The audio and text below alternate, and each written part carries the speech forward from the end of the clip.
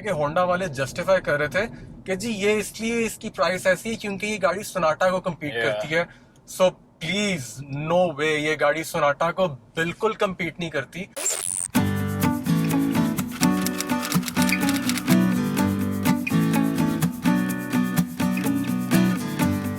Definitely Sonata की league वैसे फ़र्क है, और जो लोग कह रहे थे कि अगर सोनाटा के साथ कंपैरिजन करना है तो आरएस का करें, I think I still disagree. बाकी चलो चला के रिव्यू करके देख लेते हैं कि कंपैरिजन बनता है या नहीं बनता।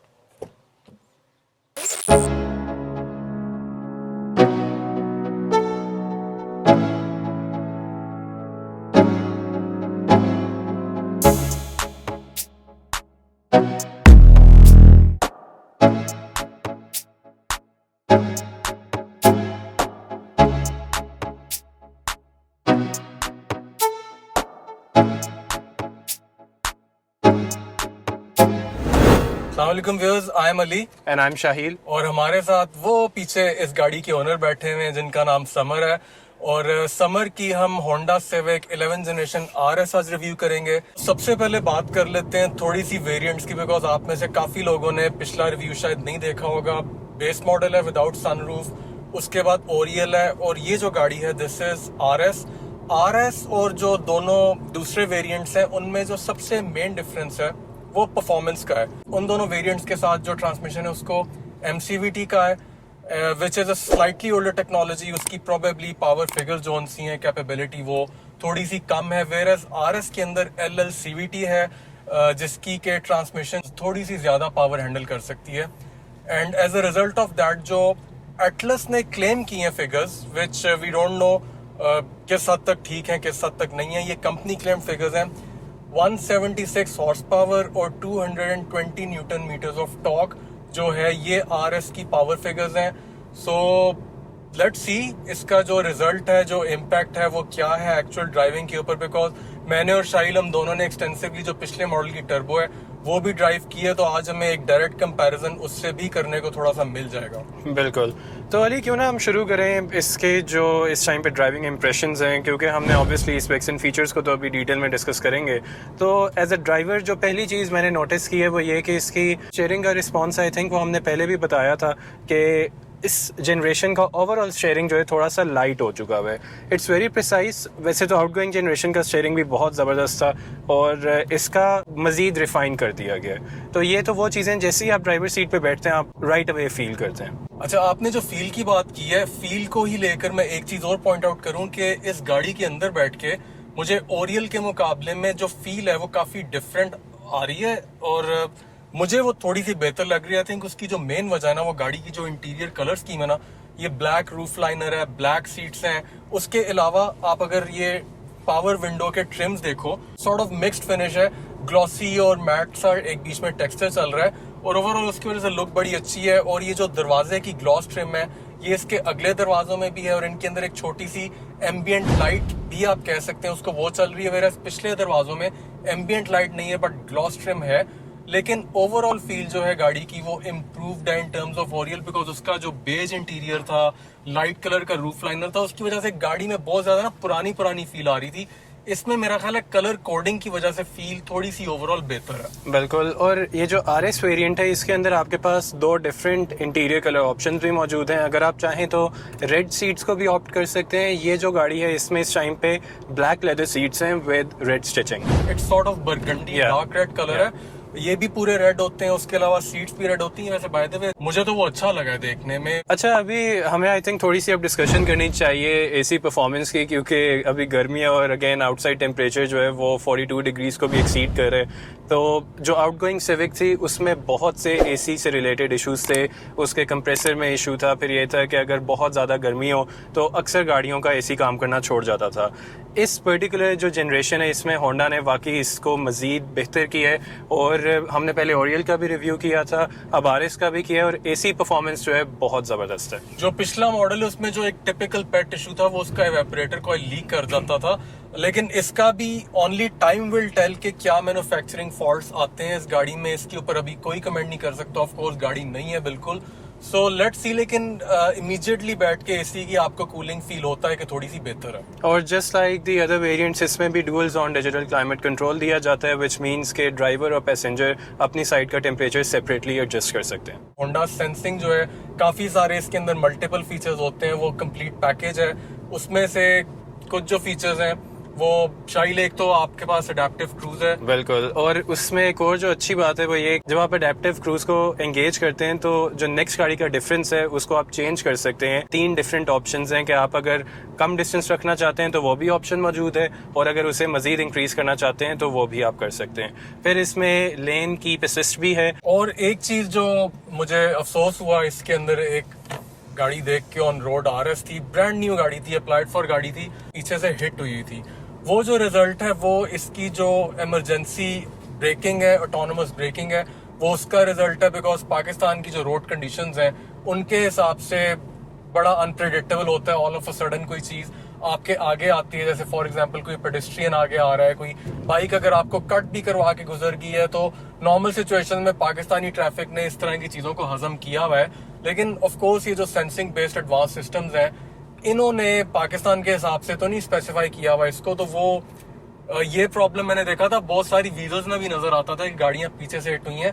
सो still that feature is there, but I would recommend you कि आप बहुत ज्यादा अगर रश में गाड़ी यूज कर रहे हैं तो खुद अटेंशन दें और उस सिस्टम को आप ऑफ करके चलाएं। और एक चीज जो कि होंडा ने इसमें से स्किप कर दी है, that is blind spot monitoring system. 10th generation में उसके अंदर लेन वॉच कैमरा हुआ करता था। 11th जनरेशन में ग्लोबली इसके ऊपर लाइट आती है ब्लाइंड स्पॉट मॉनिटरिंग की, जो कि मुझे तो इस गाड़ी में नजर नहीं आ रही। I don't know, may be अगर है और कहीं छुपी हुई है तो वो कहीं से रिसर्च करके ढूंढनी पड़ेगी। और एक और भी जो मिसिंग चीज़ है, अगेन जो रेयर पैसेंजर्स हैं, ऑल्दो उनकी सीटिंग तो इम्प्रूव की है और उसमें थोड़ा सा आपके पास लेग रूम भी इंक्रीज की है, लेकिन पीछे अभी भी कोई USB पोर्ट नहीं दी है। अगेन इतनी महंगी गाड़ी हो, ये top of the line variant है, इसमें कम से कम आपको अपनी डिवाइसेस को चार्ज करने के लिए USB पोर्ट जरूर देनी चाहिए थी। आपका जो फुल ग्राफिक LCD मीटर है वो मिसिंग है इस गाड़ी के अंदर, वो नहीं दिया गया। उसके अलावा जो नेविगेशन सिस्टम है, आई मीन इतने ज्यादा पैसे होने के बाद भी जो सिस्टम है वो होंडा वाला एप्पल कारप्ले वाला सिस्टम नहीं है। तो अगेन एटलीस्ट RS में ये फैसिलिटी होनी चाहिए थी।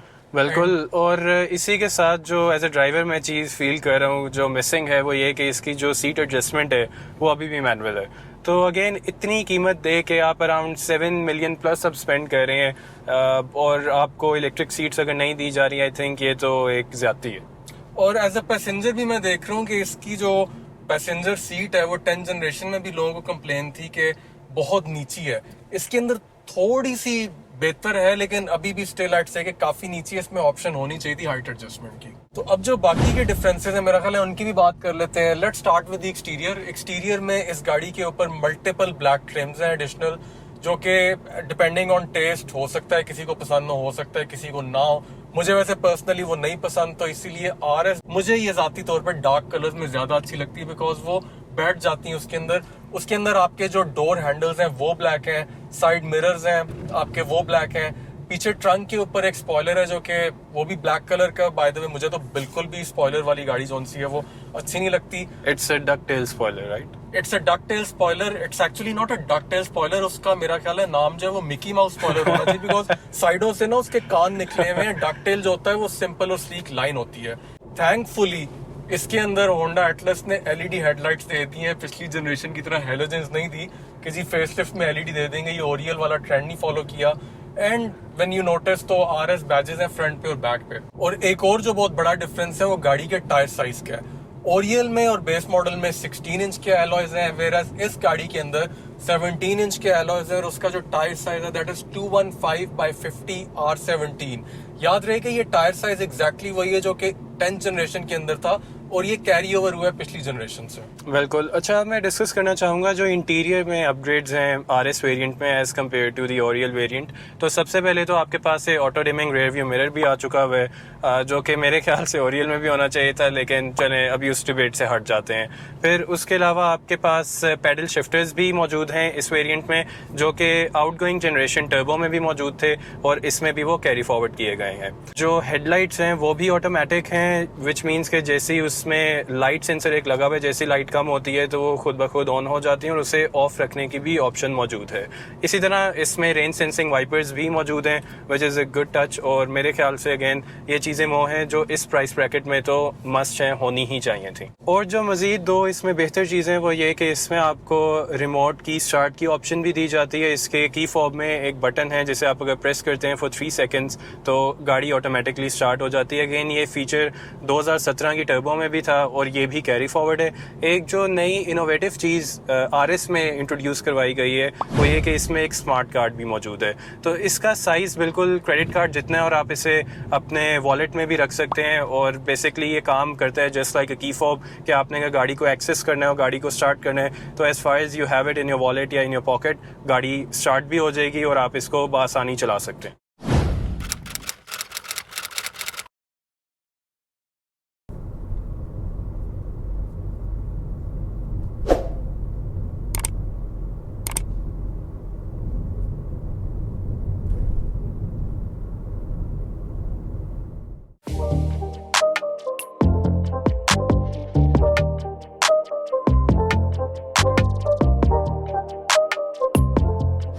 सो व्यूअर्स, अब ऑब्वियसली आप लोग ये भी जानना चाह रहे होंगे कि इस गाड़ी का कंफर्ट कैसे है, स्पेशली वो लोग जो अभी 10th जनरेशन सिविक यूज़र्स हैं और वो मूव करना चाह रहे हैं टुवर्ड्स न्यू जनरेशन।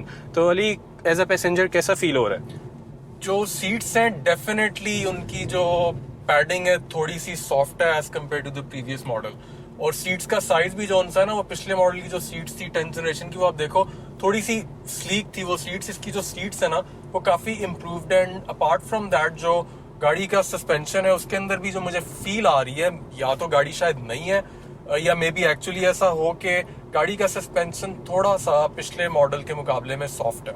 बिल्कुल। और अगेन एक और भी जो बहुत अच्छी चीज़ है वो ये कि RS वेरिएंट में आपको ये लेदर रैप्ड स्टीयरिंग दिया जाता है और एज अ ड्राइवर बड़ी प्रीमियम फील आ रही है। तो ये भी एक फ़र्क है between the Oryol and RS variant. और जो एक और इम्प्रूवमेंट है एज अ पैसेंजर वो ये है कि इसका जो रेयर लेग स्पेस है वो 10th जनरेशन के मुकाबले में थोड़ा सा इम्प्रूव्ड है। ये चीज हमने अपने जो फर्स्ट लुक रिव्यू था उसमें भी मेंशन की थी, हमने ओरियल के रिव्यू में भी मेंशन की थी। एज अ पैसेंजर इस गाड़ी की जो केबन है वो थोड़ी सी आपको स्पेशली इन द बैक आपको रूमी लगती है। एट द फ्रंट अगर आप अगेन हमारा ओरियल वाला रिव्यू देखें तो विंड स्क्रीन चूंकि थोड़ी सी करीब आई है तो थोड़ा सा वो आपको स्लाइट सफोकेशन की फील आ सकती है, but width wise cabin zone सी है वो बड़ी है as compare to the previous model. बिल्कुल। और अब एक आई थिंक हमें थोड़ी सी डिस्कशन कर लेनी चाहिए इसकी फ्यूल एवरेज की भी, क्योंकि वो भी आपके डिसीजन मेकिंग प्रोसेस में एक बहुत सिग्निफिकेंट रोल अदा करेगा।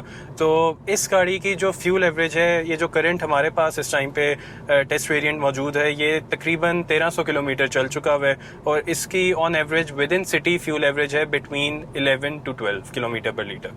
फ्यूल एक बहुत बड़ा फैक्टर ऑफ कंसिडरेशन बन गया specially in the past few months. और अब तो पहले तो लोग कहते थे जी जो बंदा इतनी महंगी गाड़ी ले रहा है वो फ्यूल के बारे में नहीं सोचेगा, बट अब आई थिंक शायद हर कोई सोचेगा इस बारे में। तो अब हम थोड़ी सी बात कर लेते हैं ओनर से भी, समर से पूछते हैं इन्होंने किस बेस पे सिविक लेने वाला डिसीजन लिया था, एक्सपीरियंस कैसा है। तो समर, आपकी बाय द वे गाड़ी की इनवॉइस कौन से वाली है? इसकी एक तो इंट्रोडक्टरी प्राइस थी, उसके बाद एक प्राइस सेकंड आया था, फर्स्ट प्राइस इंक्रीज आया था और एक सेकंड आया था जो कि अभी लेटेस्ट है। तो आपकी कौन सी इंट्रोडक्टरी वाली है या सेकंड प्राइस इंक्रीज के टाइम पे डिलीवर हुई थी आपको? मुझे सेकंड प्राइस के इंक्रीज वाले टाइम पे डिलीवर हुई है गाड़ी। अच्छा, सेकंड प्राइस इंक्रीज वाली है तो इसकी आई थिंक 6.5 6.6 के आसपास, अराउंड अबाउट 66 कर लें अगर आप पंजाब टैक्स भी डाल लें। अच्छा, 66 बन जाता। वो वाली इनवॉइस है। तो ये बताएं कि आपने ये जो कलर लिया है ये ऑप्शनल एक्स्ट्रा है, पहले इसके अंदर आता था मॉडर्न स्टील मेटालिक, इस दफा ये थोड़ा सा डिफरेंट शेड है उससे, meteoroid grey. So what was your decision? आप क्या डार्क कलर लेना चाह रहे थे या ये चूंकि एक्सक्लूसिव कलर है इसलिए लिया है? कलर बेसिकली आपने मर्क देखी होगी, वो उनके अंदर जो आते हैं ना डार्क जो ग्रे कलर होते हैं, मुझे बहुत फैसिनेट कर शुरू से। तो मेरा दिल था कि इसके अंदर भी वही कलर, उसी कलर के पीछे मैंने काफ़ी वेट भी किया। ब्लैक जल्दी मिल रही थी मुझे, लेकिन ये कलर मेरी एक बड़ी स्पेसिफिक चॉइस थी और वो ये कलर ओरियल में नहीं RS में उठ रहा था। ब्लैक सारा ट्रिम जो है, डोर हैंडल्स एंड एवरीथिंग काफ़ी अच्छा कॉम्प्लीमेंट करते हैं मीटियोरॉइड ग्रे के साथ। अच्छा, मुझे ये बताओ कि बहुत सारे लोग इंक्लूडिंग मी एतराज कर रहे हैं कि इस गाड़ी की जो प्राइस है वो जस्टिफाई नहीं होती। तो 6.6 मिलियन की ब्रैकेट में यू जस्ट वांटेड कि मैंने सिविक ही लेनी है या और कोई ऑप्शंस कंसिडर की थी आपने? सिर्फ सिविक वाला सीन नहीं था मेरा, ये नया मॉडल था, मुझे एक्सटीरियर इसका बहुत अपील किया, मुझे इसके जो फ्रंट है ना वो बहुत ज़्यादा अपील किया, तो मैं I was sold on that. मैंने कहा मैंने फिर उस बेसिस पे मैंने इस गाड़ी के ऊपर बहुत ज़्यादा जो है ना किया, और इसको मैंने कंपेयर किया सोनाटा से, और मेरे पास एक क्रॉसओवर की ऑप्शन भी थी कि आप क्रॉसओवर में चले जाओ या आप सोनाटा की तरफ चले जाते अगर थोड़ा सा और अपना बजट इंक्रीज़ करते।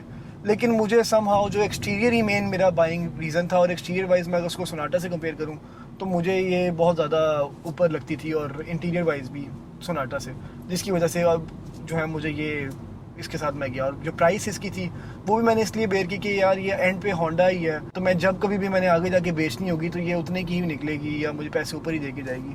ये एक चीज़ है कि इसमें एयर बैग्स जो हैं वो सिर्फ 2 हैं, अगर इतने पैसे बंदे ने खर्च किए हैं तो यू एक्सपेक्ट कि यार 6 एयर बैग तो कम से कम होने चाहिए, जो कि सोनाटा ऑफर कर रहा है अपने 2.5 वेरिएंट में। तो मेंटेनेंस 1000 वाली जब करवाई है तो उस पर कुछ इन्होंने ऑयल चेंज तो आई एम श्योर नहीं किया होगा, होंडा वाले वैसे करते नहीं है। कुछ भी नहीं, मैं गया हूँ, बोनट खोला है, 2 मिनट बस उसने लगाए हैं और उसने कहा क्लियर, मैं चला गया बस, कुछ भी नहीं। 1000 पे उसने कुछ भी नहीं था, मतलब वो क्या कर रहा था, उसने फिल्टर चेक किया निकाल के बस, मैं 3 मिनट था मैक्सिमम वहाँ पे वर्क, बस मैं निकल आया। अच्छा जी, इस जनरेशन का पीओवी तो वैसे सेम ही होगा जो ओरियल वाला है, बट स्टिल हम आपके लिए पीओवी करेंगे इसका। ये इसका की फॉब है, इसके ऊपर एडिशनल बटन है ये रिमोट स्टार्ट का, बाकी डिज़ाइन वाइज एग्जैक्टली सेम है इसका और बेस मॉडल का। अगर आपने हमारा ओरियल का रिव्यू नहीं देखा हुआ तो वंस अगेन आइड से कि टॉप राइट बैनर पर क्लिक करके आप वो भी देख लें। इसका पीओवी ऑब्वियसली सेम गाड़ी है, सेम मॉडल है, तो एग्जैक्टली सेम है, लेकिन अगेन जो ब्लैक इंटीरियर की वजह से एक ओवरऑल फील है गाड़ी की वो अच्छी आ रही है काफ़ी। और this car is honestly one of the best visibility cars. इसका जो पिलर है वो उसका भी एंगल अच्छा है इन terms of helping the driver कि आपको ब्लाइंड स्पॉट नहीं फील होता। यहाँ पे भी डोर जो है उसके ऊपर साइड मिरर है तो उसकी वजह से एक ओपननेस की फील है। फ्रंट व्यू बड़ा अच्छा है। अच्छा, एक जो डिफरेंस है इसके अंदर टुवर्ड्स पॉजिटिव थिंग वो ये है कि आपको जो गाड़ी का हुड है, गाड़ी का बोनट है, वो आपको ड्राइव करते हुए नजर आता है, तो उसकी वजह से आपको एक बड़ी अच्छी फील आती है जैसे आप किसी बड़ी गाड़ी के अंदर बैठे हुए, आप किसी बड़ी सिडान के अंदर बैठे हुए। रोड क्लियरेंस वाइज इसकी और ओरियल की जो रोड क्लियरेंस है उनके अंदर कोई सिग्निफिकेंस डिफरेंस नहीं है, और टर्निंग रेडियस इसका काफी मुनासिब है इसके साइज के हिसाब से। It's the same turning radius जो आपको 10th जनरेशन में मिलता था। और गाड़ी की जो सस्पेंशन है वो हम बात कर चुके हैं कि थोड़ी सी आपको सॉफ्ट फील होती है। इसका अब फैक्टर जो है वो मैं पहले बता चुका हूँ, बट मैं रिपीट करूंगा, ये भी हो सकता है कि या तो गाड़ी ब्रांड न्यू है और अदरवाइज भी गाड़ी की सस्पेंशन बेहतर हो सकती है, but as a driver in terms of view and driving visibility and convenience ये गाड़ी बहुत अच्छी है। अच्छा, अब थोड़ी सी मैं बात करूंगा इसके ड्राइव मोड्स की। अगर आप याद करें कि जो 10th जनरेशन RS थी, 10th जनरेशन जो नॉन RS टर्बो थी, ओरियल थी, किसी भी वेरिएंट के अंदर आपको ड्राइव मोड जोन से वो उतने नहीं मिलते थे जितने इस RS के अंदर आपको मिलते हैं। सिंपल एक उस जनरेशन में इकॉन का बटन था, और 11th जनरेशन के अंदर भी ओरियल और बेस मॉडल में एक सिंपल यहाँ पे इकॉन का बटन है, वेरस इस गाड़ी के अंदर एक छोटा सा टॉगल स्विच है ड्राइव मोड्स के लिए।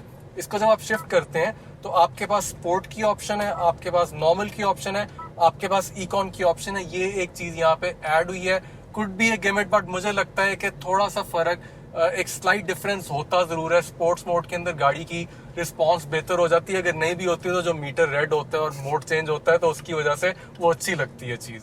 सो इस गाड़ी को आप अगर नॉर्मली क्रूज कर रहे हैं और जैसे ही आप इसको फ्लोर करते हैं तो डिफरेंस आपको बिल्कुल डेफिनेटली फील होता है इसकी और उसकी पावर के अंदर। और गाड़ी का जो टर्बो लैग है वो आपको लेट डाउन बिल्कुल नहीं करता। और एक चीज मैं देख रहा हूँ कि इसकी जो शिफ्टिंग है वो आपको सिमुलेटेड शिफ्टिंग मिलती है। पीक आरपीएम जो होल्ड हो रहा है वो नहीं आपको मिलता, बिकॉज पीक आरपीएम जब होल्ड होता है तो बड़ी अनोइंग हो जाती है उस वक्त इंजन की जो साउंड है। So yes, definitely there is a difference in the performance of the car. और अगर आपने हमारी इस तरह की एक्सेलरेशन से रिलेटेड फुटेज या बिहाइंड द सीन्स फुटेज देखनी है तो do follow us on our Instagram, and उसके अलावा जो हमारी फेसबुक कम्युनिटी है ब्लूमबर्ग ओवरड्राइव, आप वहाँ पे भी हमारे साथ इंटरेक्ट कर सकते हैं। और वहाँ पे भी आपको काफी ऐसी चीजें जो कि रिव्यूज में नहीं होती वो आपको देखने को मिल सकती हैं। सब व्यूअर्स, अब हमने इस गाड़ी को बहुत डिटेल में रिव्यू किया और आई थिंक अब हम आपके सामने अपना जो वर्डिक्ट है वो पेश करेंगे। और ऑब्वियसली ये जो ओपिनियन है ये सिर्फ हमारा है, आपका ओपिनियन हमसे डेफिनेटली डिफर करेगा। तो do share your opinion in the comments with us. क्या ख्याल है जी, फाइनली अब top of the line civic RS में हम, तो क्या आप ये गाड़ी खरीदेंगे? शाहिल, ऑफ कोर्स मैंने पिछली 10 जनरेशन ओरियल भी चलाई है, 10 जनरेशन टर्बो भी चलाई है, 11 जनरेशन भी उस दिन हमने रिव्यू भी किया था बल्कि उसका, आज ये गाड़ी भी चलाई है। मेरा जो आंसर है आज थोड़ा सा मिक्स्ड इसलिए है बिकॉज ये गाड़ी मुझे ऑल्दो उस तरह दिल को नहीं लग रही जिस तरह 10 जनरेशन लगी थी, लेकिन स्टिल ये गाड़ी मुझे बुरी नहीं लगी। लेकिन जो बहुत बड़ा एक ड्रॉबैक है इस गाड़ी में वो इसकी प्राइस को लेकर है। आज के हिसाब से भी आप प्राइस ये मत देखो कि कितनी है, मैं कहता हूँ ये गाड़ी आज अगर 70 लाख की है कल को 80 लाख की हो जाएगी या जो भी होता है, या पहले ये सिविक जोन सी 50 लाख की होती थी, आप ये फैक्टर टोटली भूल जाओ कि है कितने की। आप कंपेयर करो इसको, और अगर मैं कंपैरिजन करता हूँ तो जितना इस गाड़ी का प्राइस कैप बनता है, फॉर इंस्टेंस आप देख लो अगर इवन सोनाटा 2.5, सोनाटा 2.0, या अगर आप टोयोटा पे आ जाओ, करोला पे आ जाओ, ऑल्दो एक पुरानी जनरेशन है, लेकिन आप ये भी देखो कि उनको जो प्राइस कैप मार्जिन इंक्रीज करने के लिए मिला है वो होंडा की वजह से मिला है, बिकॉज इन्होंने जो प्राइस रखी है मेरी नजर में ये गाड़ी एटलीस्ट 5 से 6 लाख अपनी वर्थ से ज्यादा ओवर प्राइस्ड है। लेट्स एडमिट कि ये गाड़ी वैल्यू फॉर मनी बिल्कुल नहीं बनती इस वक्त। बिल्कुल वैल्यू फॉर मनी तो चले एक चीज है, द प्रॉब्लम इज कि आप अगर आज इस गाड़ी को बुक करवाने जाएंगे तो जब आपके सामने 10 से 12 महीने का बुकिंग टाइम रखा जाएगा तो आप डेफिनेटली डिस्करेज होंगे कि आप ये गाड़ी परचेज करें। जिससे होता क्या है, मार्केट में फिर एक ट्रेंड बनता है कि लोग ऑन देने पे मजबूर हो जाते हैं, क्योंकि वी नो कि एवरी 2 to 3 मंथ्स सिविक की प्राइस में तो इंक्रीज आ ही रहा है। ठीक है, तो ये एक ट्रेंड है जो बहुत ही गलत मार्केट में सेट हो रहा है और इस प्रेसिडेंट को हमने खत्म करना है रादर देन कि हम इसे इनकरेज करें। और दूसरी बात जैसे अली ने की कि जो बाकी इसके कंपेटिटर्स हैं, regardless being an older generation, Elantra, Corolla Grande, उन दोनों ने भी यही किया है कि प्राइस इंक्रीज तो वो हो ही जा रही है। ठीक है, सो दिस इज समथिंग जो अभी के मार्केट की सिचुएशन को देखते हुए आई थिंक इसको रुकना चाहिए और इससे ज्यादा प्राइस इंक्रीज नहीं करनी चाहिए। शाहिल, प्राइस इंक्रीज में ये किसी को कोट नहीं कर रहा, लेकिन सुनी सुनाई बातें हैं कि कंपनीज आर सेइंग कि जी उन्होंने की तो हम क्यों ना करें। कॉस्टिंग का इशू इतना नहीं होगा जितना ये एक मैंने लास्ट रिव्यू में भी कहा था कि ईगो की रेस चल पड़ी है। और प्रीमियम वाली बात जो शाहिल ने आपको की है, let me tell you one thing for sure कि आप लोग जो इतना ज्यादा प्रीमियम देते हैं गाड़ियों के ऊपर, कंपनीज प्राइस इसीलिए कंफर्टेबली बढ़ाती हैं बिकॉज द थिंग ये बंदा 5-6 लाख रुपए और दे सकता है तो ये 5-6 लाख रुपए हम भी बढ़ा लेते हैं, हमारा फायदा हो जाएगा। So please don't fall into this race. देखें पाकिस्तान की टोटल जो कार प्रोडक्शन है, अगर आप प्रीमियम दें या ना दें वो सेम रहनी है। सो काइंडली इस चीज को आप प्रमोट ना करें। बिल्कुल, खैर ये तो था हमारा ओपिनियन। अपना ओपिनियन भी हमसे प्लीज आप शेयर करें in the comments below and will see you in the next video. Till then, अल्लाह हाफिज। अल्लाह हाफिज।